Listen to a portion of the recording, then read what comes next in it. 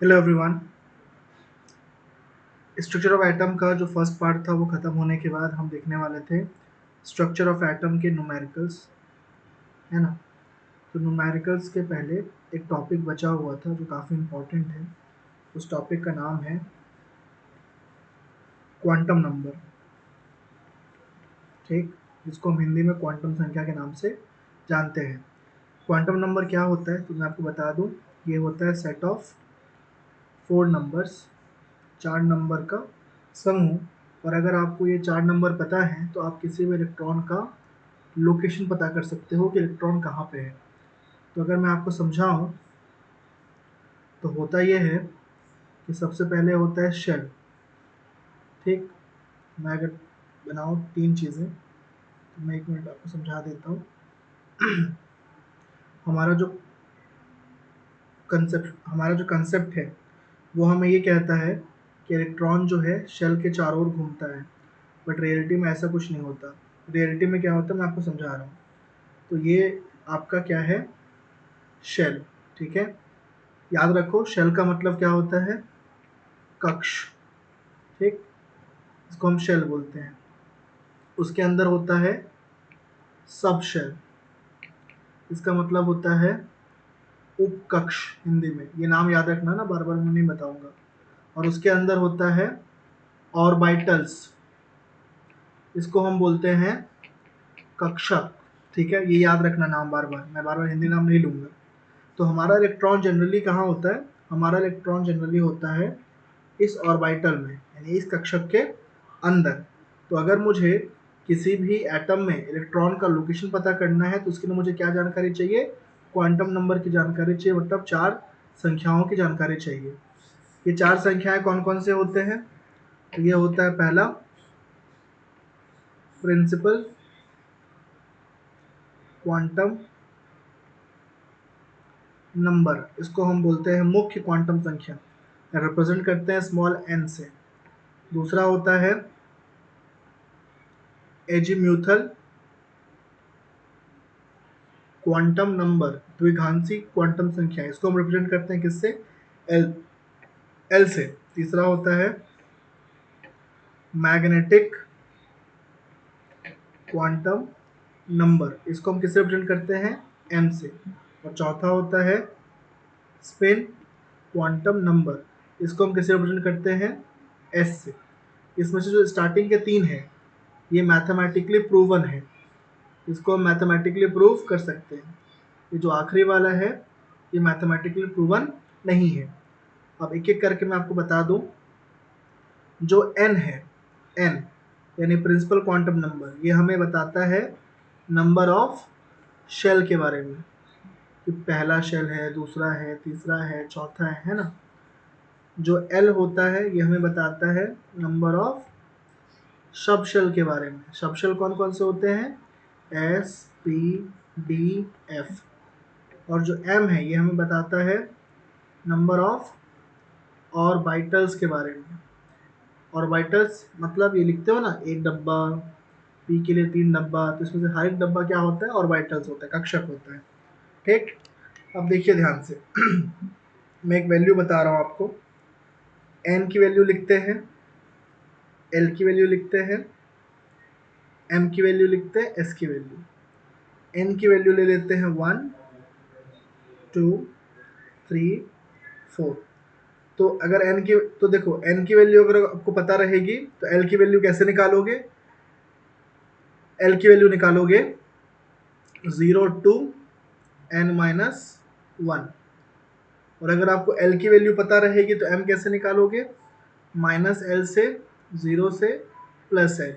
अब इसका क्या मतलब वो देखो, अगर n 1 है तो l कितना होगा, 0 से n-1, यानी 0 से 1 - 1 0, तो l की वैल्यू क्या आएगी, 0।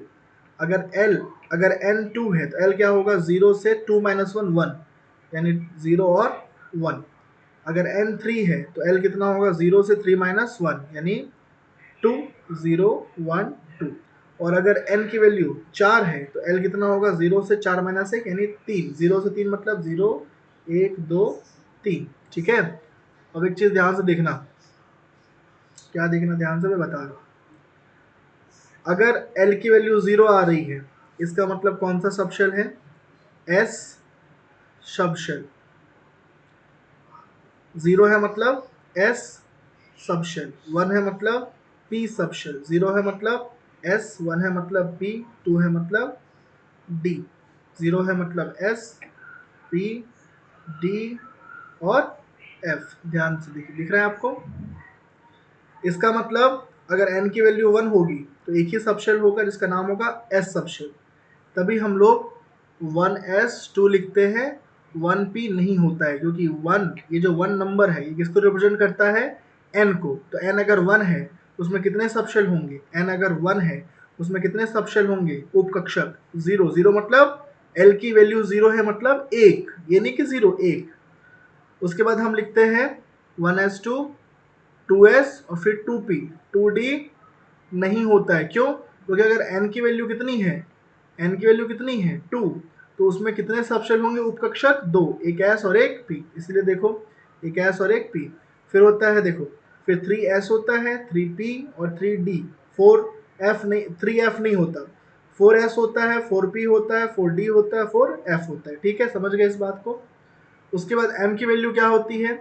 माइनस एल, 0 से प्लस है।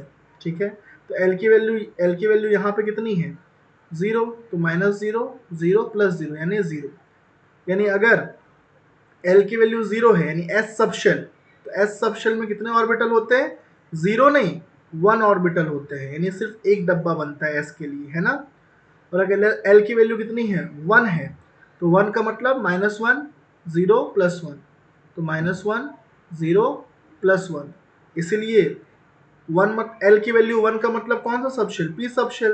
तो पी सबशेल में कितने ऑर्बिटल होते हैं? 1 2 3। बनाते हो ना आप, 2p के लिए, 3p के लिए ऐसे ही बनाते हो। अगर एल की वैल्यू 2 है तो ये होगा माइनस 2, माइनस 1, 0 प्लस 1 प्लस 2, यानी माइनस 2, माइनस 1, 0 प्लस 1 प्लस 2, यानी ये डी का होता है। क्योंकि एल की वैल्यू अगर 2 है तो कौन सा सबशेल? डी। डी में कितने ऑर्बिटल्स, उपकक्षक, सॉरी कक्षक होते हैं? 1 2 3 4 5, पता है ना? और अगर एल की वैल्यू 3 है, एल की वैल्यू 3 है तो ये होगा minus 3, minus 2, minus 1, 0 plus 1 plus 2 plus 3, यानी कितना होगा? Minus 3, minus 2, minus 1, 0 plus 1 plus 2 plus 3, यानी कितने ऑर्बिटल्स बनेंगे कक्षक? 1 2 3 4 5 6 7 बनेंगे। ठीक है, 1 2 3 4 5 6 7। ठीक। और एल की वैल्यू अगर 3 है तो 3 मतलब क्या? F subshell. एफ सबशेल में कितने होते हैं डब्बे? 1 2 3 4 5 6 7, इसमें से ये है minus 3, minus 2, minus 1, 0 plus 1 plus 2 plus 3। ठीक है, समझ गया आप इस चीज़ को? अब यही इतना ही आपका क्या रहता है? क्वांटम नंबर, यही समझना रहता है आपको। एस का मतलब स्पिन होता है। स्पिन का मतलब है कि इलेक्ट्रॉन जो है, एक ऑर्बिटल में 2 इलेक्ट्रॉन अगर है तो एक घूमेगा एंटी क्लॉकवाइज, एक घूमेगा क्लॉकवाइज। तो एक के लिए प्लस हाफ, एक के लिए माइनस हाफ। ठीक है, अब इसके बाद आगे चलते हैं। आगे हमें देखना होगा क्वेश्चंस जो एग्जाम्स में ऑलरेडी पूछे जा चुके हैं। तो एग्जाम में जो क्वेश्चंस आते हैं, जितने टॉपिक मैंने आपको बताए हैं उन सब के ऊपर जो है टॉपिक्स एग्जाम में पूछे जाते हैं। ठीक, तो हमारे पास फर्स्ट क्वेश्चन है। तो ये वाला जो आपका ये जो पार्ट है ये आपको जो है मैं पीडीएफ के फॉर्म में दे दूंगा, ग्रुप में शेयर कर दूंगा। ठीक है, पेड बैच के ग्रुप में। ये वीडियोस जो है प्राइवेट रहेंगी तो कोई शेयर मत करना प्लीज़, उनके पास में लिंक है पेड ग्रुप वाले। तो चलिए हम स्टार्ट करते हैं क्वेश्चन से। पहला क्वेश्चन हमारे पास क्या है? एक मिनट वेट करना।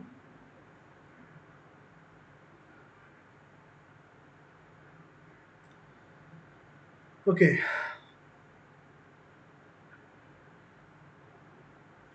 तो ये हमारा पहला क्वेश्चन है।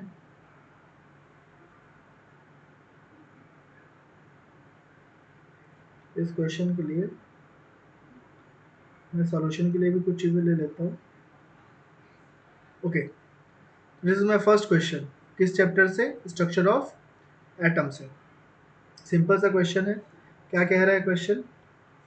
The quantum number of 4 electrons are given below. 4 मतलब 4 इलेक्ट्रॉन के क्वांटम नंबर यहाँ पे गिवन है। ठीक है, आपको दिया गया है। ठीक, अब क्या पूछ रहा है? The correct decreasing order of energy of these electron. तो इन इलेक्ट्रॉन्स के एनर्जी का सही ऑर्डर क्या होगा ये आपको बताना है, ठीक है। तो चलिए पहले स्टार्ट करते हैं कैसे सॉल्व करेंगे इसको। तो मैं यहीं पे एक बार सॉल्व कर देता हूँ, फिर दूसरे में सॉल्व कर देता हूँ, कोई इशू नहीं है। ओके, तो पहले n की वैल्यू कितना दिया हुआ है, n की वैल्यू दिया है 4 3 4 3 4 3 4 3, ठीक है, बहुत अच्छी बात है। उसके बाद आपका i की वैल्यू कितना दिया हुआ है, i मतलब यहाँ पे l का मतलब है ना, वो l की वैल्यू कितना दिया हुआ है 2, ठीक है, l की वैल्यू दिया हुआ है 2। तो देखो n की वैल्यू है 4 और l की वैल्यू है 2, तो अगर l की वैल्यू 2 है, यहाँ आपको बताया मैंने, l की वैल्यू अगर 2 है तो वो कौन सा सबशेल, d सबशेल, यानी ये है 4d। और 4d में m मतलब ऑर्बिटल कितना है, -2, ऑर्बिटल कौन सा है, -2। तो जब आपका l की वैल्यू 2 होगा तो d सबशेल होगा, और d सबशेल में -2, ऑब्वियसली ये यहाँ होगा इलेक्ट्रॉन, है ना, ये है आपका 4d इलेक्ट्रॉन, यहाँ पे इलेक्ट्रॉन होगा, बहुत अच्छी बात है, ठीक। तो ये हो गया आपका 4d, समझ में आ गया मुझे कि ये है 4d। ये क्या है, n की वैल्यू 3 है और l की वैल्यू कितना है 2, तो ये है 3d।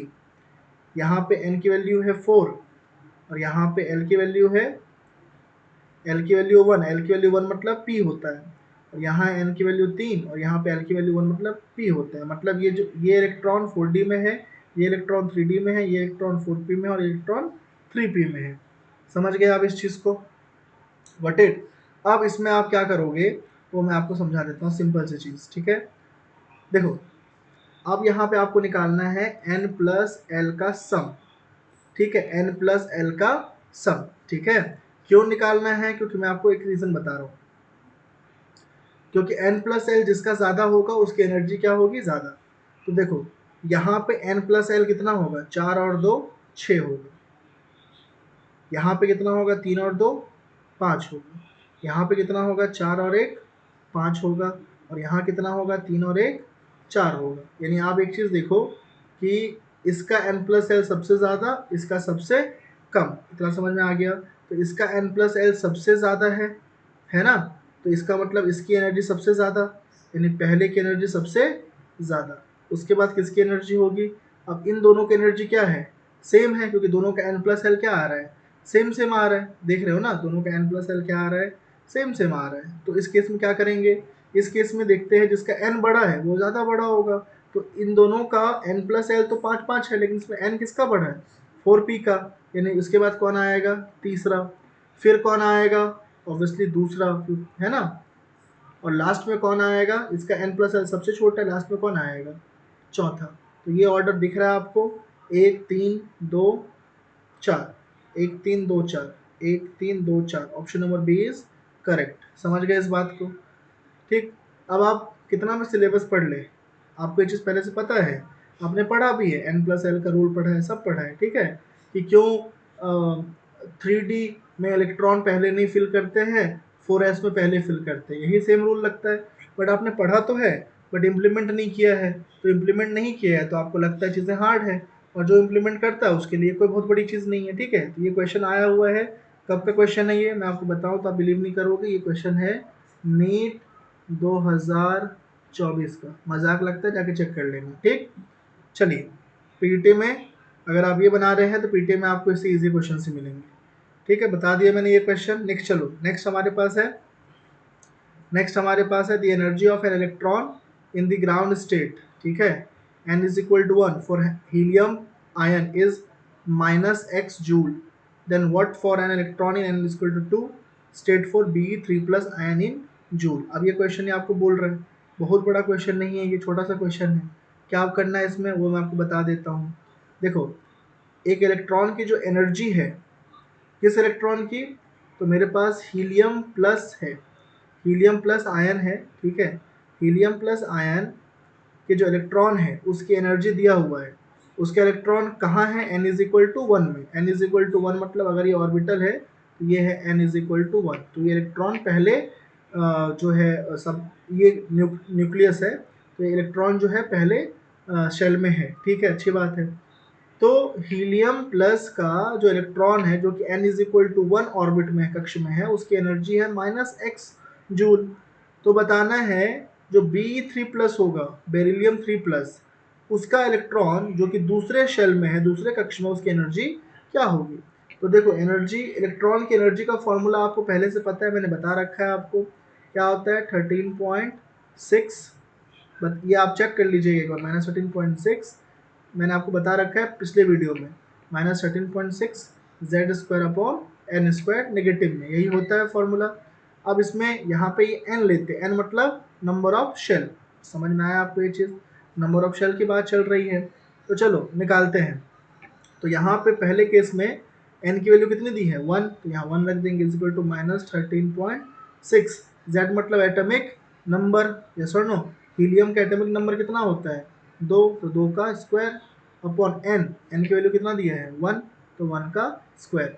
और ये आंसर किस में लाना होता है, इलेक्ट्रॉन वोल्ट में। ये किस में आता है आंसर, इलेक्ट्रॉन वोल्ट में, ये भी आप याद रखेंगे, ठीक है। ये जो फॉर्मूला मैंने लिखा ना ये वाला, ये किस में होता है, इलेक्ट्रॉन वोल्ट में, जबकि हमको आंसर किस में देना है, जूल में। छोटी छोटी बातें हैं, यही मिस हो जाती है तो रैंक खत्म हो जाता है, यही डिफरेंस होता है एक टॉपर में और एक बहुत ही लो स्कोरर में। अब यहाँ पे देखो ये E1 हो गया, इसको सॉल्व करोगे तो E1 की वैल्यू क्या आ जाएगी, -13.6, ठीक। उसके बाद 4 का स्क्वायर कितना होता है 16, इंटू में इलेक्ट्रॉन वोल्ट, तो E1 की वैल्यू हो जाएगी आपकी, सॉल्व करने जाओगे इसको तो 13.6 इंटू में कितना कर रहा हूँ इसको 16 के साथ, ठीक है।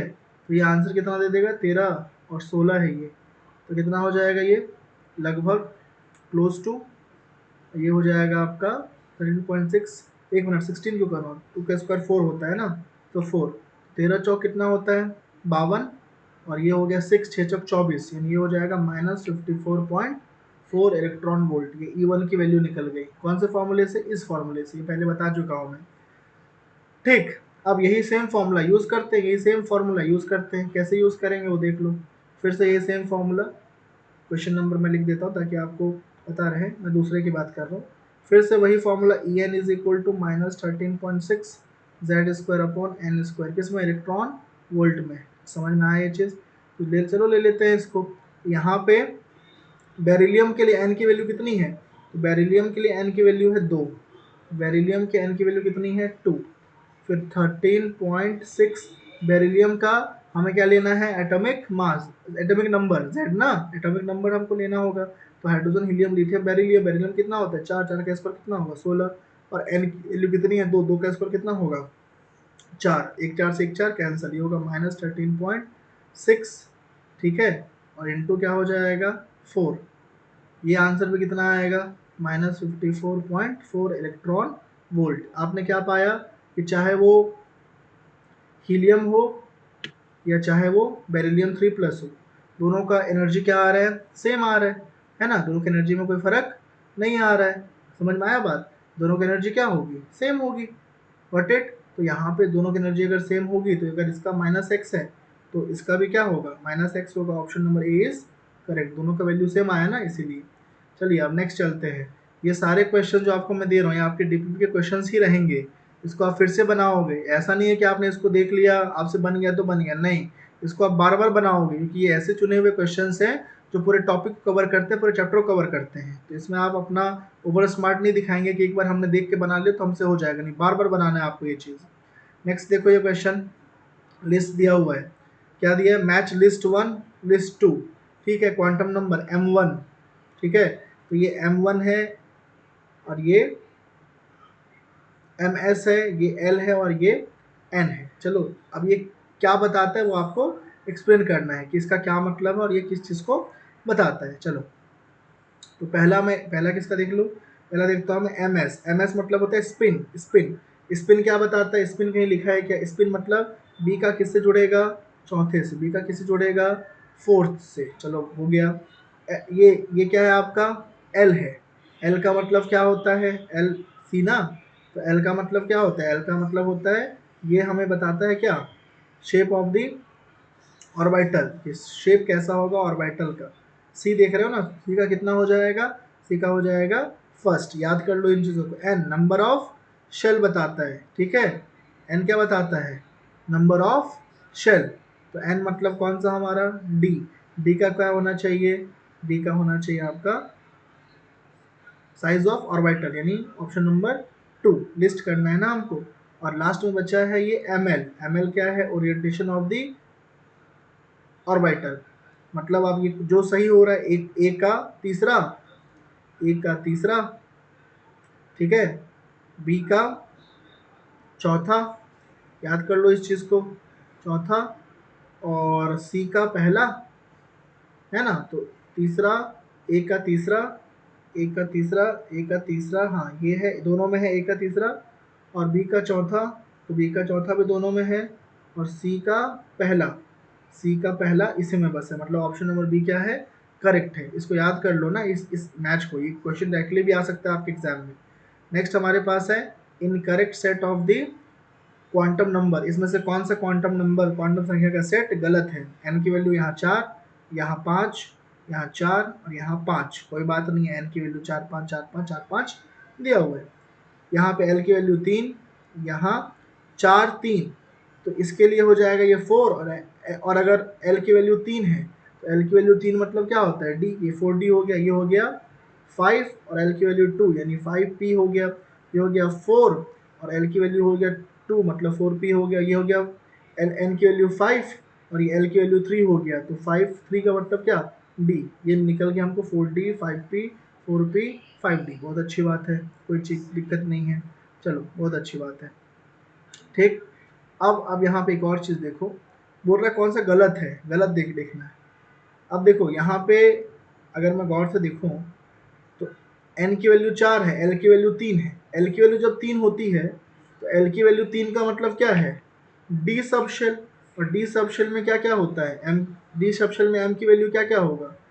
एन की वैल्यू 3 ना, तो 3 का मतलब होगा एम की वैल्यू -3 से लेकर -2 -1 0 +1 +2 +3। हाँ ये सही है, ये बिल्कुल सही है, इसमें कोई दिक्कत नहीं है, ये बिल्कुल सही है। कौन सा वाला? फर्स्ट वाला सही है। अब सेकेंड वाला देखो, एन की वैल्यू 5 है, उससे कुछ मतलब नहीं है। एल की वैल्यू 2 है, एल की वैल्यू 2 का मतलब क्या होता है? पी। और पी में क्या क्या होता है? पी में एम की वैल्यू क्या होती है? -1 0 +1, चलेगा -1। लेकिन यहाँ पे क्या है? -2 -1 +1 +2, और ये पॉसिबल ही नहीं है।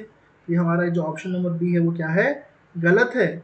मतलब ये इनकरेक्ट है और ये हमारा सही आंसर है, ठीक। अब बोलोगे कैसे सर? एल की वैल्यू 2 है, ऊपर चलो, ऊपर ऊपर चलो। एल की वैल्यू जब क्या होती है? 2 होती है। एक मिनट रुकना, एक मिनट, एक मिनट रुकना, मेरे को चेक करने दो। एक मिनट, तो एक मिनट रुक जाओ, जस्ट अ मिनट, फिर से रुको। एल की वैल्यू अगर 0 है तो एस होता है, एल की वैल्यू 1 है तो पी होता है, एल की वैल्यू 2 है तो डी होता है, एल की वैल्यू 3 है तो एफ होता है। तो यहाँ पे ये 4 है और ये एल की वैल्यू 3 है, ये है 4F। बहुत अच्छी बात है, ठीक। यहाँ एल की वैल्यू 5 है और यहाँ पे 2 है, यानी ये हो गया 5, और एल की वैल्यू 2 तो डी 5D, ये भी सही। यहाँ एल की वैल्यू 4 है और यहाँ यहाँ एन की वैल्यू 4 है, एल की वैल्यू 2 है, तो ये हो गया 4, और 2 का मतलब क्या है? डी। और ये हो गया 5 और ये 3 मतलब 5F। चलो ठीक है। अगर एल की वैल्यू 3 है, 3 मतलब क्या? एफ है। तो अगर एल की वैल्यू 3 है मतलब एफ सब शेल। अगर एल की वैल्यू 3 है, एफ सब शेल, उसमें क्या क्या होता है? -3 -2 -1 0 +1 +2 +3 एम की वैल्यू। तो देखो यहाँ पे देखो, तो यहाँ पे ऑलरेडी है -3 -2 -1 0 +1 +2, ये सही है, बट हमें गलत ढूंढना है। अब यहाँ पे एल की वैल्यू 2 है, एल की वैल्यू 2 का मतलब होता है डी, और डी में क्या होता है? -2 होता है, -1 होता है, 0 होता है, +1 होता है, +2 होता है। -2 -1 +1 +2 सब है, लेकिन क्या नहीं है? 0 नहीं है। इसलिए बी वाला क्या है? गलत है, लेकिन हमारा आंसर सही है। मतलब ये गलत से निकालने बोल रहा है ना, ये गलत है, यानी आंसर यही वाला होगा। ठीक है, समझ गए इस बात को? बहुत ही इजी क्वेश्चंस होते हैं। नेक्स्ट क्वेश्चन देखो। हमें ये इजी क्वेश्चंस मैं क्या बोल रहा हूँ, सबके लिए नहीं होते। जिनको बनाना आता है, जिनको सच में पता है कैसे क्वेश्चन सॉल्व होते हैं, उनके लिए ये इजी होते हैं। बाकी अगर आप बोलोगे कि नहीं मुझे टॉपिक का आइडिया नहीं है, मैंने ऐसे क्वेश्चन पास्ट में बनाए नहीं है, फिर भी आपको आइडिया होगा, तो ऐसा पॉसिबल नहीं है। नेक्स्ट और क्वेश्चन देखो। नेक्स्ट क्वेश्चन क्या बोल रहा है, when electromagnetic radiation of wavelength 300 nanometre, यानी लैम्डा की वैल्यू कितना दे दिया है, लैम्डा दे दिया है 300 नैनोमीटर। ठीक है, यहाँ कर लेता हूँ मैं इस चीज़ को, थर्ड वाला लैम्डा दे दिया है 300 नैनोमीटर, बहुत अच्छी बात है। Fall on the surface of a metal, electron are emitted with the kinetic energy इतना, what is the minimum energy needed to remove a electron from the metal. मतलब यहाँ पे क्या बोल रहा है, एक मेटल का टुकड़ा है, उस पर एक लाइट आके गिर रही है, जो लाइट आके गिरती है उसका वेवलेंथ, तरंग दैर्ध्य कितना है, 300 नैनोमीटर। ठीक है, जब ये गिरती है, जब ये इस पे आके गिरती है, तो जो इलेक्ट्रॉन बाहर निकलता है उसकी गतिज ऊर्जा, काइनेटिक एनर्जी कितनी हो जाती है, जो इलेक्ट्रॉन यहाँ से कूद के बाहर आता है उसकी काइनेटिक एनर्जी कितनी हो जाती है इनके अकॉर्डिंग, 1.68 1.68 इंटू 10 की पावर 5 जूल पर मोल, काफ़ी ज़्यादा है ये। What is the minimum energy needed to, तो बताना है आपको इस इलेक्ट्रॉन को बाहर कूदाने के लिए जो मिनिमम एनर्जी लगेगी, मतलब कम से कम ऊर्जा लगेगा, जिसको हम क्या बोलते हैं, वर्क फंक्शन फाई, कार्यफलन फाई बोलते हैं, ये हमें निकालना है। अगर आपको पता होगा कार्यफलन क्या होता है, तो किसी भी मेटल के से बंधे हल्के इलेक्ट्रॉन को बाहर कूदाने के लिए जो कम से कम एनर्जी देनी पड़ती है उसको हम क्या बोलते हैं, फाई, यानी वर्क फंक्शन, यानी कार्यफलन, ये हमें निकालना है ना। तो बहुत बड़ी चीज़ है कि ये बिल्कुल बहुत बड़ी चीज़ नहीं है। कैसे निकालेंगे वो आप देख लो, मैं आपको समझा देता हूँ कैसे निकालेंगे वो आप देख लो। आपको पता है, क्या पता है आपको, समझो। आपने एक फार्मूला पढ़ा हुआ है, मैंने आपको बताया भी था, क्या फार्मूला, कि जो इंसिडेंट एनर्जी होती है, मतलब टकराने वाली जो एनर्जी होती है ना मेटल मेटल के सरफेस से, मतलब इस धातु से जो जो एनर्जी आके टकराती है, लाइट की एनर्जी, वो एनर्जी दो तरह से काम आता है। एक काम आता है इलेक्ट्रॉन को बाहर कूदाने में, मतलब फाई में, और एक काम आता है काइनेटिक एनर्जी देने में, है ना। यही मैंने आपको बताया था। इसको हम कैसे लिखते हैं, H nu is equal to H nu naught plus half M G max का होल स्क्वायर, ये आइंस्टीन फोटो इलेक्ट्रिक इक्वेशन होता है। यहाँ पे, अब यहाँ पे देखो, ये जो न्यू है, ये होती है फ्रिक्वेंसी, ये भी होती है फ्रिक्वेंसी, बट हमारे पास फ्रिक्वेंसी है क्या, नहीं, हमारे पास फ्रिक्वेंसी बिल्कुल भी नहीं है। तो हम क्या करेंगे, उस केस में हमारे पास क्या ऑप्शन है, हम क्या कर सकते हैं, ठीक है। तो मैं आपको बताता हूँ कि उस केस में हम क्या कर सकते हैं। ठीक, तो यहाँ पे हम क्या करेंगे, इस फॉर्मूले को मैं यहाँ साइड रखता हूँ। यहाँ पे हम क्या करेंगे मैं आपको बता रहा हूँ, हम ये वाली एनर्जी निकालेंगे, और ये वाली एनर्जी हम निकालेंगे, कैसे निकालेंगे मैं आपको बता रहा हूँ, देखो। तो यही फॉर्मूला यूज़ करेंगे और लिख देंगे ई इंसिडेंट, जितना एनर्जी टकराया उसमें से अगर मैं काइनेटिक एनर्जी को माइनस कर दूँ तो मुझे मिल जाएगा फाई, मतलब मेरी थ्रेशोल्ड एनर्जी, मतलब मेरा वर्क फंक्शन, मतलब कार्यफलन, मिनिमम एनर्जी मुझे मिल जाएगा, क्योंकि यही होता है आपका मिनिमम एनर्जी का फॉर्मूला। ठीक है, तो अब ये कैसे निकालें, क्योंकि ये तो हमको पहले से ही पता है क्या है ये आपको दिया हुआ है कितना, ये वैल्यू आपको कितना दिया हुआ है, ये वैल्यू आपको दिया हुआ है 1.68 1.68 इंटू 10 की पावर 5, ये निकालना है। कैसे निकालेंगे वो देखो। तो आपको पता है एनर्जी बराबर होता है एच सी बाय लैम्डा। तो energy is equal to H का मतलब आपको पता है प्लैंक कॉन्स्टेंट का वैल्यू होता है 6.63 इंटू 10 की पावर -34, और सी मतलब वेलोसिटी ऑफ लाइट, तो 3 इंटू 10 की पावर 8, है ना, ये पता है आपको पहले से। ठीक, एंड डिवाइडेड बाय क्या कर देंगे हम, डिवाइडेड बाय हम कर देंगे लैम्डा, लैम्डा की वैल्यू कितना दिया हुआ है हमको, 300 नैनोमीटर। 300 नैनोमीटर बराबर कितना मीटर, 300 इंटू 10 की पावर -9 मीटर, क्योंकि एक नैनोमीटर में 10 की पावर -9 मीटर होता है। तो ये हो जाएगा आपका 300 इंटू 10 की पावर -9। बट याद रखोगे, एक चीज़ याद रखोगे, एक चीज़ याद रखोगे, ये क्या दिया हुआ है, ये दिया हुआ है जूल पर मोल, मतलब एक मोल जो फोटोन है ना, फोटोन ही होता है ना लाइट के फॉर्म में, उसकी एनर्जी कितनी है, इतनी। तो यानी ये जो एनर्जी हमने निकाला है ये एक फोटोन की होती है, बट हमें ये कितने का निकालना है, एक मोल का। तो अगर एक फोटोन की एनर्जी इतनी होती है तो एक मोल में कितने फोटोन होंगे, एक मोल में होंगे 6.022 इंटू 10 की पावर 23। तो ये हमें निकालना है। ये हम निकाल लेंगे एनर्जी कितने मोल की, 1 मोल की। इसमें हमने क्या किया, एवोगैड्रो नंबर का मल्टीप्लाई कर दिया। ठीक है, बेसिक चीज़ें अगर आपको नहीं पता है, क्योंकि मैं देखो कुछ नहीं कर रहा हूँ, मैंने यहाँ पे लिखा है ना, ये एनर्जी किसकी है, ये एनर्जी है जूल पर मोल, यानी 1 मोल फोटोन की। तो 1 मोल फोटोन मतलब इतना फोटोन, मल्टीप्लाई कर दिया। इसको आप सॉल्व करोगे तो आपका आंसर मिल जाएगा। ठीक है, समझ गए इस प्रोसेस को। नेक्स्ट हमारे पास क्या है, एक और क्वेश्चन देख लो। ठीक है, ये भी रेडियस के ऊपर क्वेश्चन है। अगर आपको रेडियस का फॉर्मूला पता है तो ये क्वेश्चन आप बना लोगे। क्या बोल रहा है, if radius of second Bohr orbit, second Bohr orbits, Bohr के द्वितीय कक्ष यानी एन की वैल्यू कितना बोल दिया, 2। तो हीलियम जो आयन है, ठीक है, हीलियम आयन का दूसरा कक्ष है सेकेंड, ये फर्स्ट और ये सेकेंड, इसकी जो रेडियस है वो कितना दिया हुआ है, वो दिया हुआ है, रेडियस दिया हुआ है कितना, 105.8 पिकोमीटर में दिया हुआ है। ठीक है, मीटर में नहीं दिया हुआ है। बहुत अच्छी बात है, चलो अच्छी बात है। उसके बाद क्या बोल रहा है हमको ये, what is the radius of third Bohr orbit of lithium 2 ion. बताओ, ये कोई क्वेश्चन है, नॉर्मल सा क्वेश्चन है ये, एकदम इजी सा। तो आपको रेडियस का फॉर्मूला पता होगा तो आपको मज़ा आ जाएगा। रेडियस का फॉर्मूला क्या होता है, चलो बताओ। रेडियस का फॉर्मूला मैं आप लोगों को लिखवाया था पहले, रेडियस इज इक्वल टू 0.529।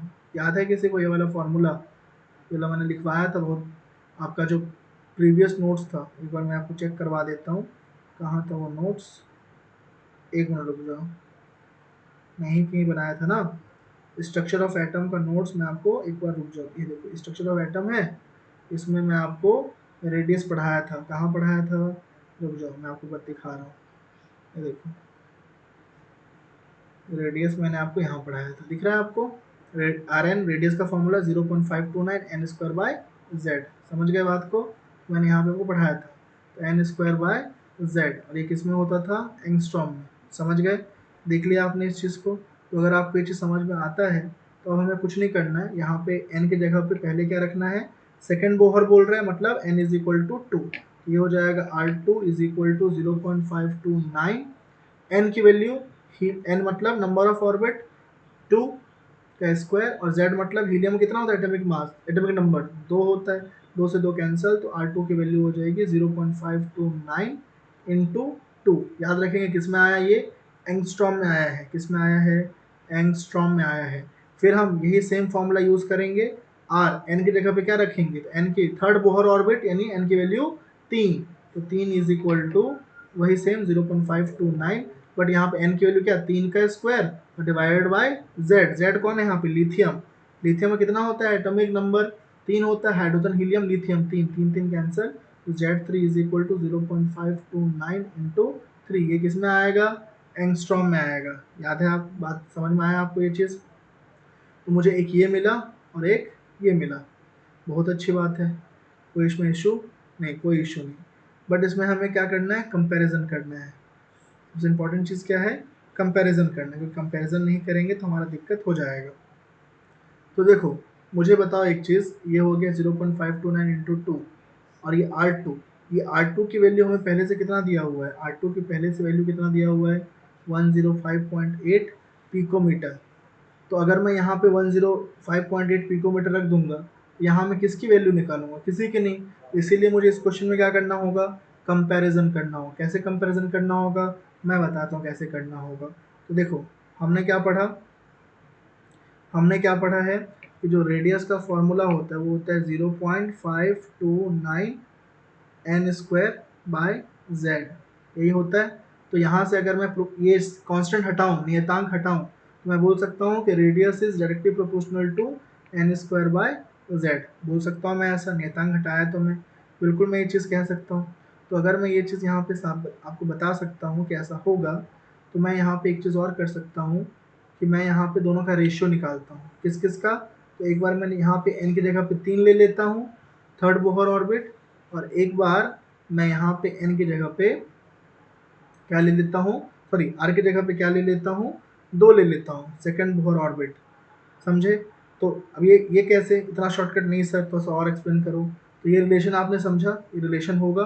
तो अब यहाँ पे आर एन की जगह पे क्या रख देता हूँ मैं, 2, second Bohr orbit is directly proportional to N, ठीक है, एन।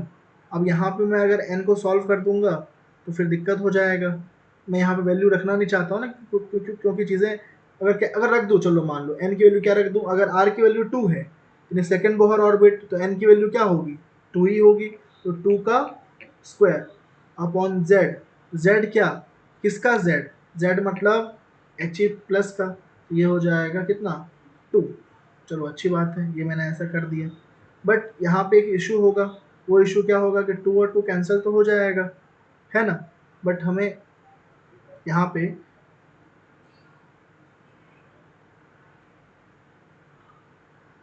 एक मिनट रुको, एक मिनट रुको, मैं एक बार फिर से क्वेश्चन पढ़ लेता हूँ। एक मिनट रुकना ना, एक minute. If radius of second Bohr orbit of the helium plus is इतना, what is the radius of third Bohr orbit, तीसरा बोहर ऑर्बिट वो भी किसका, ओके।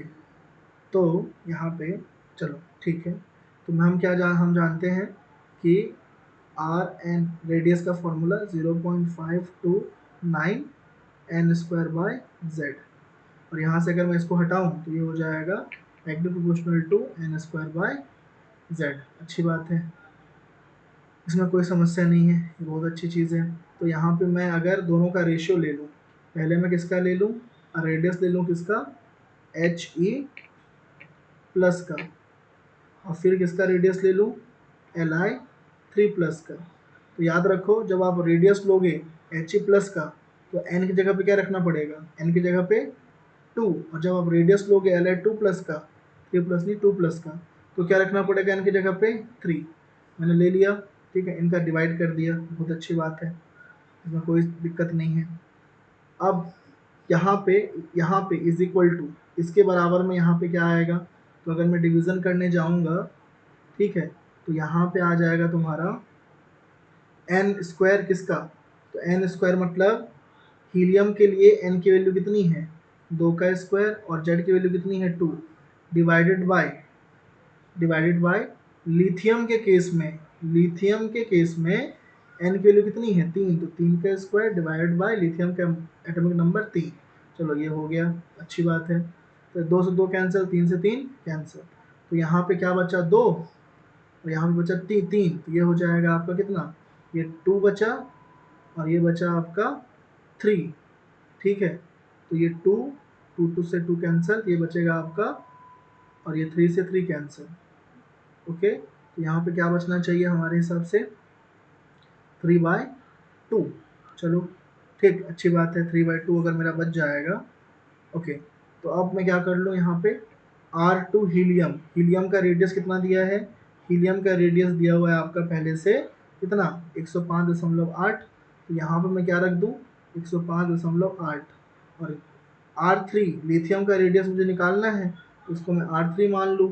तो अब उसको अगर मैं सॉल्व करूँ, ये 2 इधर और ये 3 नीचे, और ये उसको उधर भेज दूँ, यानी 105.8 into 2 divide by 3 is equal to R3। अब मैं अगर इसको सॉल्व करने जाऊँ तो कितना सॉल्व करके आएगा, कितना सॉल्व करके आएगा, तो ये हो गया आपका 105। इसको अगर मैं 106 मान लूँ, तो 106 का डबल हो जाएगा 212, और 212 बाय कितना कर लूँ मैं, 105, 212 बाय कितना कर लूँ, एक मिनट रुक जाओ, 212/3। तो 212 को 3 से करने जाओगे तो 3 3 7 जा 21, और यहाँ पे 0, ठीक है, 70 पॉइंट समथिंग पिकोमीटर आएगा इसका आंसर, ठीक है। इस तरीके से आप इसको सॉल्व कर सकते हैं। नेक्स्ट हमारे पास है, नेक्स्ट हमारे पास क्वेश्चन है, a particular station of All India Radio, All India Radio station है New Delhi, broadcast of frequency of इतना हर्ट्स। तो कितने फ्रिक्वेंसी, 1368 हर्ट्स, लिख दिया मैंने इसको, किलो हर्ट्स, चलो ठीक है, kilohertz. The wavelength of the electromagnetic radiation emitted by the transmitter is, निकाल, ठीक है। देखो, ऑल इंडिया जो रेडियो है ना, ऑल इंडिया रेडियो जो ब्रॉडकास्ट कर रही है ना, वो किस फ्रिक्वेंसी ब्रॉडकास्ट कर रही है, 1368 किलो हर्ट्ज पे। तो उस ब्रॉडकास्टिंग इलेक्ट्रोमैग्नेटिक वेव, विद्युत चुंबकीय तरंगों तरंग का वेवलेंथ कितना होगा, मतलब लैम्डा कितना होगा, ठीक है। तो इसके लिए तो आपको सिंपल सा एक फॉर्मूला पता होना चाहिए, बहुत बड़ी चीज़ तो है नहीं। कौन सा फॉर्मूला? तो आपको पता है यहाँ पे कौन सा formula, energy is equal to H C by lambda. आप एक चीज़ जानते हैं, energy is equal to H C by lambda. अब यहाँ से आप एक और चीज़ जानते हैं जो मैं आपको बताना चाहूँगा। आप जानते हो कि जो लैम्डा होता है, ये लैम्डा होता है velocity speed of light upon frequency. ये फॉर्मूला आपको बताया गया है। तो लैम्डा निकालना है, सी कितना दिया है 3 इंटू 10⁸ और फ्रिक्वेंसी कितना दिया है 1368, कितना दिया है किलो हर्ट्स। तो आपको पता होना चाहिए 1 किलो हर्ट्स बराबर 10⁻³ हर्ट्स। तो ये होगा इंटू 10⁻³ इसको सॉल्व करने जाओगे तो ये तो हो जाएगा 10⁻8 - 3 5, और ये होगा 3/1368। तो ये हो जाएगा 1368 डिवाइड बाय 3। ठीक है, पॉइंट लगाओगे तो ज़ीरो आएगा, उससे भी काम नहीं चलेगा। फिर ज़ीरो लगाओगे ज़ीरो आएगा, इससे भी काम नहीं चलेगा। तो क्या करना पड़ेगा, एक और ज़ीरो लगा दो। 1368 का कितना 2 गुना। ठीक है, तो कितना हो जाएगा 1300 का 2 गुना होता है 2600, 68 का 2 गुना कितना हो जाता है 65 का 130 और 6 136, है ना। 68 8 से कितना होगा 60 60 120 और 8 8 16 136। तो ये हो जाएगा आपका 13 26 27 27 36, यही होगा, है ना। अब इसको सॉल्व करने जाओगे तो कितना आंसर बचेगा, ये 2700 जाएगा तो आपका 300 बचता, 3000 में से 2700 जाएगा 300 बचेगा। बट ये 36 और गायब कर दो, 36 गायब कर दोगे तो कितना बचेगा, 36 गायब कर दोगे तो आपका बचेगा 64। 36 और 64, 6 3 9 और 6 4 10, 36 64 264, समझ गए। फिर क्या उतार दो, एक और ज़ीरो उतार दो, तो 1368, तो ये आपको कितना हो जाएगा 0.02। ठीक है, तो ये इतना क्या आएगा 0.02 इंटू 10⁵ ये इसका हो जाएगा आंसर। ठीक है, लैम्डा का आंसर। अब बोलोगे सर इसमें से ये आंसर क्यों नहीं मैच कर रहा है, तो इसमें से आंसर हमें बनाना पड़ेगा 0.012। तो मुझे फिर एग्जैक्ट क्या करना होगा, मुझे करना होगा एग्जैक्ट कैलकुलेशन, जो कि मैं कर सकते हैं। कैसे कर देंगे, तो क्या आया था 1368 को 3 से मुझे करना है। ठीक है, तो यहाँ पे पॉइंट यहाँ पे आ जाएगा क्या 0। ठीक है, और उसके बाद फिर यहाँ पे एक और ज़ीरो और यहाँ पे एक और ज़ीरो, बट इससे भी मेरा काम नहीं चल रहा। तो मुझे क्या करना होगा, यहाँ पे एक और ज़ीरो उतारना होगा। पॉइंट डाला, ज़ीरो डाला, काम नहीं चला, एक ज़ीरो और डाला, फिर यहाँ ज़ीरो डाला, उससे भी मेरा काम नहीं हुआ। तो मुझे क्या करना पड़ा, एक और ज़ीरो उतारना पड़ा। ठीक है, और ये ज़ीरो के बदले मुझे एक और ज़ीरो उतारना पड़ेगा। तो ये हो जाएगा 2 टाइम्स में, और ये आपको कितना आ जाएगा 2 टाइम में डालोगे तो कितना हो जाएगा ये 1368 और का डबल। तो ये आपका आएगा वही 27 36 जो मैंने वहाँ निकाला था। ठीक है, ये आपको करना पड़ेगा फास्ट दिमाग में। 13 का डबल होता है 2600, 68 का डबल कितना होता है 136, तो 26 से 27 2726। ठीक है, तो यहाँ पे अगर मैं इसको सॉल्व करने जाऊँगा तो 2736 में से 3000 गया, तो 3000 में 2700 गया, कितना बचेगा 300, है ना। बट उसको और कम कर दो 36, तो ये आपका हो जाएगा कितना 264। फिर क्या उतार दूंगा मैं यहाँ पे, एक और ज़ीरो उतार दूंगा। ठीक, अब एक और ज़ीरो उतारा, मेरा काम और नहीं बन रहा है। ठीक है, क्योंकि 2600 डबल में तो जाएगा नहीं, तो वन टाइम में जाएगा 1368। अब 26 40 में से 1368 गया। ठीक, तो अगर आप कैलकुलेशन फास्ट करोगे तो आपका काम बन जाएगा। और देखो आप खुद आंसर कितना क्लोज क्लोज क्लोज आंसर दिया हुआ है। तो यहाँ पे सबसे बड़े जो ट्रिक वाला काम किया गया है, वो काम किया गया है कि बच्चा जो है सॉल्यूशन कर तो ले, बट वहाँ स्पेलिंग मिस्टेक करे, ताकि उसका जो है क्या हो जाए, समय बर्बाद रहे हो जाए, और उसका जो एफर्ट है वो काम का ना हो। तो देखो यहाँ पे एक ये ऑप्शन, एक ये ऑप्शन, एक हम यहाँ तक आ गए, बट हमें और सॉल्व करना पड़ेगा एक स्टेप आगे। क्योंकि अगर हम एक स्टेप आगे और जाके सॉल्व नहीं करेंगे तो हमारा दिक्कत क्या हो जाएगा, दिक्कत ये हो जाएगा कि हम सही आंसर लाने के बाद भी यहाँ पे सही आंसर टिक नहीं कर पाएंगे। और यही सारी चीज़ें जो होती है ना, ये इस एग्ज़ाम को कैसा बनाती है कि एग्ज़ाम जो है एलिमिनेशन का एग्ज़ाम है, ये एग्ज़ाम सेलेक्ट करने का एग्ज़ाम बिल्कुल भी नहीं है। तो देखो, तो 26, 13 दूना 26, तो 10 में से 8 गया, तो कर लो, 10 में से 8 गया 2, और ये बचा कितना 3, तो यहाँ 13 में 6 गया, कितना 6 13, 7 6 13, और ये कितना हो गया आपका, ये हो गया 5, 5 में से 3 गया 2, है ना, और क्या बचा आपके पास, आपके पास और बचा 1, तो ये कितना हो गया आपको, 2 में से 1 गया 1, तो 1272। तो यहाँ पे क्या उतार दोगे, यहाँ पे उतार दोगे 0, और 13 68 10 जा 13680, तो ये आपका जाएगा 9 टाइम्स में, तो ये आपका हो जाएगा 0.00219 इंटू 10 की पावर कितना, 10 की पावर 5 आ रहा था ना, 10 टू द पावर 5 आ रहा था। तो अब देखो 1 2 3 4 5, पाँचों को इधर ला लो, इधर इधर, है ना, इंटू करोगे तो ऐसे ही होता है ना, ये हो जाएगा 00219, 219, ठीक है। और इसके बाद और पॉइंट्स में भी आएगा चीज़ें, तो कौन सा एकदम सही लग रहा है 21900 करने के बाद, तो मोस्ट अप्रोप्रिएट कौन सा है, ये वाला, ठीक है। अब दोनों है, अब इसमें से दोनों में से आपको एक स्टेप और आगे ले जाना पड़ेगा कि 2 होगा या 3 होगा, जिसको आप कर लीजिएगा। मैं बस आपको बताना ये चाह रहा हूँ कि कैलकुलेशन बहुत इंपॉर्टेंट होते हैं। यहाँ 219 तक मैंने लाया, अब 219 ये भी है और ये भी है, यहाँ 3 आएगा कि 2 आएगा, इसके लिए आपको एक स्टेप और आगे जाना पड़ेगा। आप एक स्टेप और जाओगे, आपको आपका आंसर मिल जाएगा। बाकी ऑप्शन, बाकी आंसर कैसे लाना है, lambda is equal to C by nu, बस इतने में आपका काम हो जाएगा। नेक्स्ट आप देखो, from the following pair of ion which one is not an iso electronic. Iso मतलब इलेक्ट्रॉनिक मतलब जिसमें नंबर ऑफ इलेक्ट्रॉन्स कैसे होते हैं, सेम सेम होते हैं, ठीक है।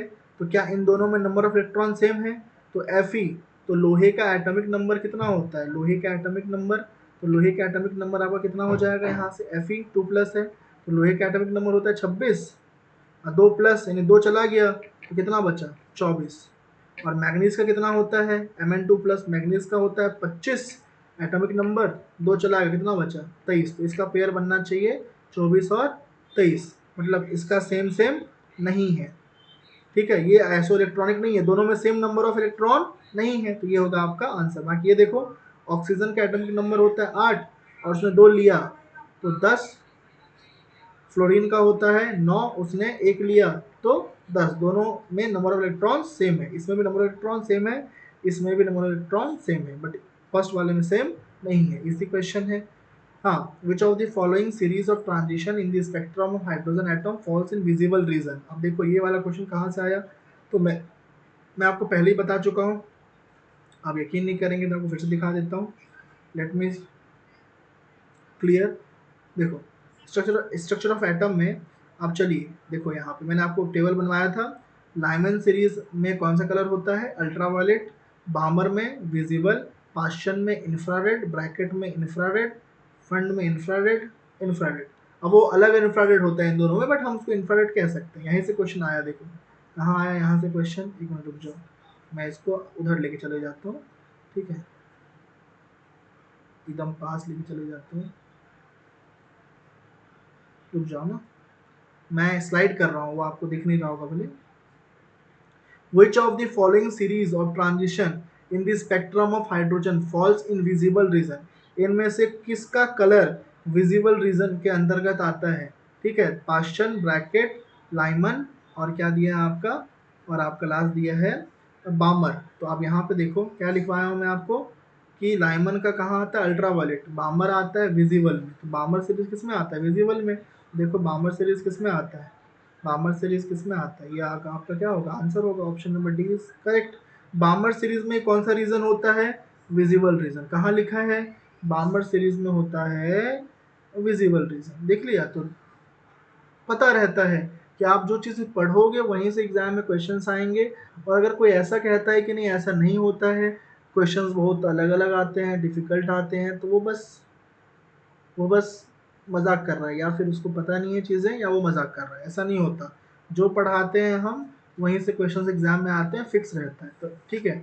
इसी को एक्सपीरियंस कहते हैं, इसी को कहते हैं बार बार चीज़ों को पढ़ना समझना। आप एज अ एस्पायरेंट एक किताब पढ़ेंगे, हम एज अ टीचर 10 किताब पढ़ते हैं, ताकि हमें चीज़ें हमेशा एक्स्ट्रा पता रहे, तभी हम बच्चों को सही तरीके से गाइड कर पाएंगे। ठीक है, तो आप नोट्स जो आपको बनाया जाएगा, ये नोट्स तो मैंने शॉर्टकट में बनाया है। जो नोट्स हम थ्रू आउट द ईयर बनाते हैं ना चैप्टर वाइज, नोट्स ऐसा होता है कि नोट्स का लाइन बाय लाइन पढ़ लो, एग्जाम में सारे क्वेश्चंस आएंगे, एक भी नहीं छूटेंगे। ठीक, समझ रहे हो बात को? अब ये सारी बातें वही समझते हैं जिन्होंने इन सब चीज़ों को पढ़ा है। बाकी लोगों को लगता है कि सिलेबस कंप्लीट करवा दो काम हो जाएगा, ऐसा नहीं होता है। सिलेबस कंप्लीट करवाना मेरे लिए सबसे आसान काम है। ठीक है, तुम लोगों ने 12th में भी सिलेबस पढ़ा है, 11th में भी पढ़ा है, बट तुमसे कितने क्वेश्चन हिलते हैं वो सोच लो। तो सिलेबस कंप्लीट करना ये कोई आपका टारगेट नहीं होना चाहिए, क्योंकि अगर आप पूरा 90 के 90 चैप्टर पढ़ लोगे ना महीने भर में फिजिक्स केमिस्ट्री मैथ्स का, तो फिर मैं गारंटी दे रहा हूँ कि सिर्फ सिलेबस कंप्लीट करके जाओगे ना तो आप एक क्वेश्चन नहीं हिला पाओगे। समझे बात को? तो देखो, समझाया उनको जाता है जो समझदार हैं, मूर्खों को समझाने कोई मतलब नहीं होता। ठीक है, मैक्सिमम मैंने देखा है सीजी वाले बच्चे जो होते हैं वो समझते ही नहीं बातों को, बस लिखते रहेंगे सर सिलेबस करवाओ, सिलेबस करवाओ, सिविल सिलेबस करवाओ। अरे सिलेबस करवाना इंपॉर्टेंट नहीं है। ठीक है, सिलेबस पढ़े हो 11वीं में 12वीं में, कितना आता है, कितने न्यूमेरिकल्स हिलते हैं? कुछ नहीं, क्योंकि सिलेबस आपने बस पढ़ा है, समझा थोड़ी ना है, समझने में टाइम लगता है। ठीक, अब चलो नेक्स्ट क्वेश्चन बनाते हैं। 4D, 5P, 5F and 6P orbitals are arranged in the order of decreasing energy। ठीक है, द करेक्ट ऑप्शन इज, देखो 4D, 5P, 5F, 6P, इन सारे ये सारे ऑर्बिटल्स कहलाते हैं ना, पता है ना आपको, कक्षक के नाम है ये इन सारे कक्षकों को हमने क्या किया है, उनके ऊर्जा के घटते हुए क्रम में अरेंज किया है। तो इनमें से कौन सा सही है ये आपको बताना है। ठीक, क्या ये बहुत लेंदी क्वेश्चन है? नहीं, ये बिल्कुल लेंदी क्वेश्चन नहीं है। तो कैसे इसका आंसर कर सकते हैं हम? देखो, आपको बेसिक चीज़ें पहले से ही पता होगी। ठीक, क्या क्या बेसिक चीज़ें हैं वो मैं आपको बता देता हूँ। जैसे देखो, यहाँ पे सबसे ज़्यादा एनर्जी किसकी होगी और सबसे कम एनर्जी किसकी होगी, ये आपको प्रिडिक्ट करना है, ये आपको बताना है। देखो मेरे पास क्या क्या ऑप्शन है, 4D है, मेरे पास और क्या है, 5P है, मेरे पास और क्या है, 5F है, मेरे पास और क्या है, 6P है। अगर आप गौर किए होंगे तो जो ऊपर का क्वेश्चन था फर्स्ट वाला, मैं आपको दिखा देता हूँ मैं कौन से क्वेश्चन की बात कर रहा हूँ। एक मिनट रुक जाओ, मैं आपको दिखा देता हूँ।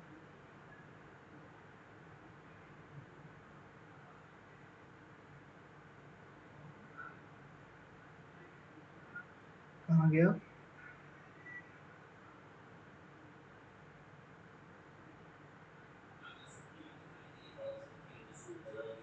एक मिनट में मैं दिखा देता हूँ।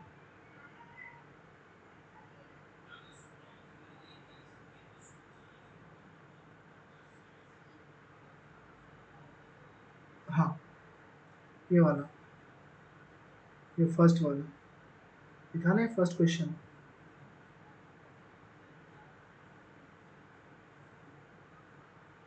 अरे एन प्लस एल था ना क्वेश्चन, कहाँ चले गया? एन प्लस एल रूल वाला कहाँ चले गया? अभी तो करवाया था यार, जिसमें एन प्लस एल की मैक्सिमम वैल्यू जिसकी होगी, ये वाला था ना। हाँ, इसी में तो करवाया था, decreasing order of energy. Same question, ये भी वही है, बस उसमें थोड़ा सा क्या क्या बोल दिया उसमें, बोल दिया आपको क्वांटम नंबर। और ये क्वेश्चन देखो कहाँ चले गया, ये भी वही क्वेश्चन है। ठीक है, तो कैसे इसका आंसर कैसे निकालोगे? तो आप बताओ, सबसे इसमें इसमें आप लगाओ एन प्लस एल रूल, अब वाओ रूल आपने पढ़ा होगा ना। तो इसका जो इसका जो एन प्लस एल होगा, सेम ही क्वेश्चन है।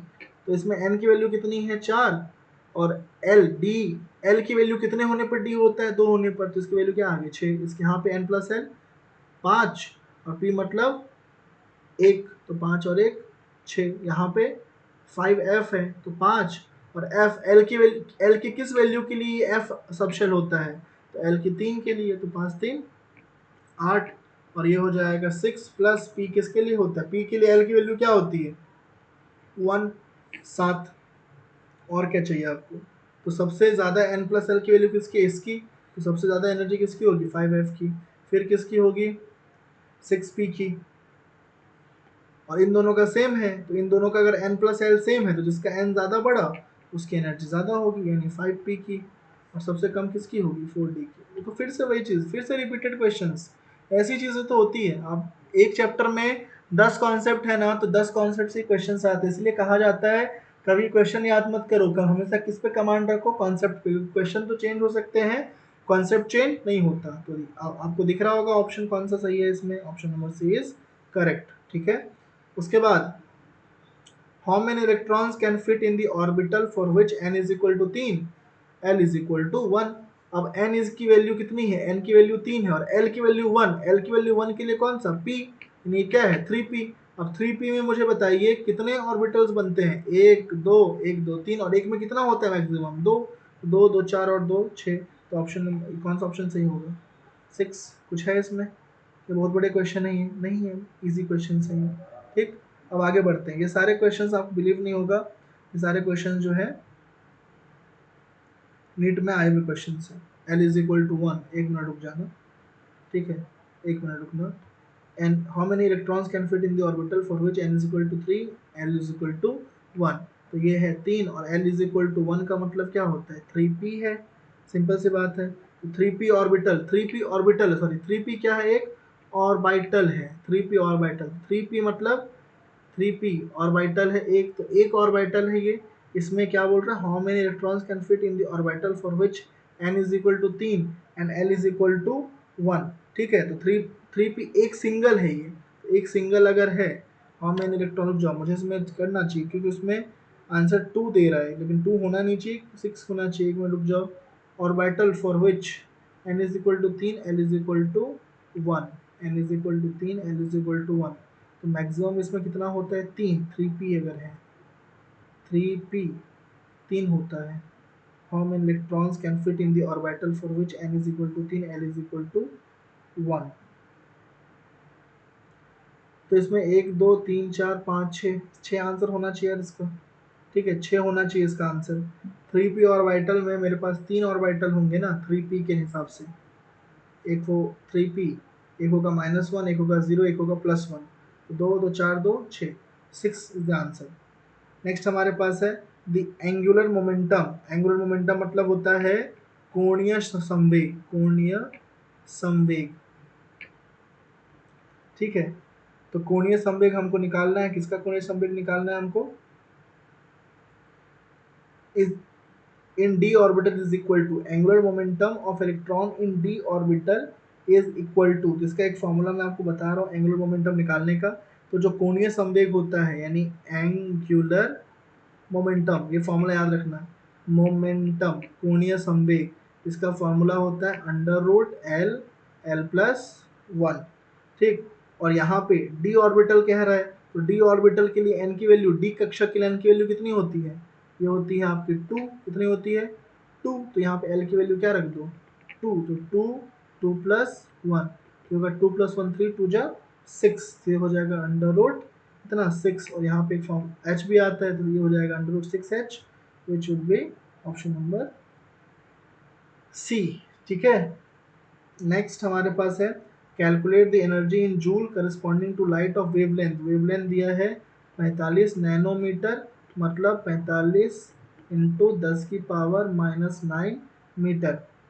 ठीक, बहुत अच्छी बात। अब ये कौन सी बड़ी बात है, तो ई एनर्जी निकालना, एनर्जी बराबर H C by lambda. H की वैल्यू 6.63 10⁻⁻34 इंटू सी मतलब 3 × 10⁸ देखो ना दिया हुआ है, सब दिया हुआ है, डिवाइडेड बाय लेमडा। लेमडा ने दिया है कितना, दिया है 45, तो 45 को किस में कन्वर्ट करना, मीटर में। 45 इंटू 10⁻⁹ मीटर, इसको सॉल्व कर देना, आपका आंसर आ जाएगा। ठीक है, नेक्स्ट, हाँ ये कौन सा क्वेश्चन है, according to photoelectrochemical equivalence the energy absorbed is given as इतना अर्ग। ओके, ठीक है, तो क्या निकालना है, हाँ according to law of photochemical equivalence. अब फोटोकेमिकल इक्विवेलेंस के बारे में मैंने आपको कुछ ऐसा पढ़ाया नहीं है, तो इस क्वेश्चन को मैं अभी आपके लिए नहीं बनाऊंगा। वैसे इसका फॉर्मूला मैं आपको बता दूं, फोटोकेमिकल इक्विवेलेंस एक टॉपिक होता है, इसका फॉर्मूला सेम ही होता है एच सी बाय लेमडा। ठीक है, अब photochemical equivalence the energy absorbed इन अर्ग पर मोल, पता है इसका मतलब क्या है। अब देखो सिंपल समझो, ई बराबर एच सी बाय लेमडा होता है, ये एनर्जी होती है एक फोटोन की, बट हमें कितने फोटोन की निकालनी है, 1 मोल की। तो हमें अगर 1 फोटोन की निकालनी है तो ये फार्मूला, और अगर हमें एनर्जी निकालनी है कितने की, 1 मोल फोटॉन की, 1 मोल फोटॉन की, तो इसमें मल्टीप्लाई में आ जाएगा कितना, मल्टीप्लाई में आ जाएगा आपका 6.022 इंटू 10 की पावर क्या 23। बस इतना, यही इसका फॉर्मूला होता है। इसमें आप वैल्यूज पुट कर दो, एच का वैल्यू दिया हुआ है, कहाँ दिया हुआ है, ये देखो एच की वैल्यू, उसके बाद सी की वैल्यू दिया हुआ है, कहाँ दिया हुआ है, ये दिया हुआ है, ठीक है, ये वैल्यू डालना है सी में। और लेमडा की वैल्यू जो है आपको पता है क्या पहले से, लेमडा की वैल्यू, लेमडा की वैल्यू आपको पहले से पता है क्या, लेमडा आपको पहले से नहीं गिवन है, तो लेमडा की वैल्यू नहीं गिवन है, कोई इशू नहीं है, और ये एज इट इज़ रहेगा, आप वैल्यू पुट कर दो आपका आंसर आ जाएगा। मैंने क्या कहा फिर समझना, ये इसको मत देखो, ये क्या लिखा है आपको पता है, E is equal to H C by lambda, ये एक फोटोन की एनर्जी होती है। हमें कितना का निकालना है, यहाँ लिखा है ना पर मोल, यानी 1 मोल का निकालना है, तो 1 मोल फोटोन की एनर्जी निकालना है, तो यहाँ पे आ जाएगा 1 मोल, और 1 मोल फोटोन मतलब कितना फोटोन, 6.022 इंटू 10 की पावर 23 फोटोन। एच की वैल्यू ये दिया हुआ है, रख देना, सी ये दिया हुआ है, रख देना, और लेमडा जो है आपका, लेमडा, लेमडा की वैल्यू नहीं दिया हुआ है, मत रखना, वैसे भी लेमडा यहाँ पे अकेला है, तो लेमडा की वैल्यू रखने की ज़रूरत नहीं है, उसको सॉल्व कर देना, आपका आंसर आ जाएगा। ठीक है, फिर से नेक्स्ट क्वेश्चन देखो, वही सब कुछ रिपीट हो रहा है बार बार।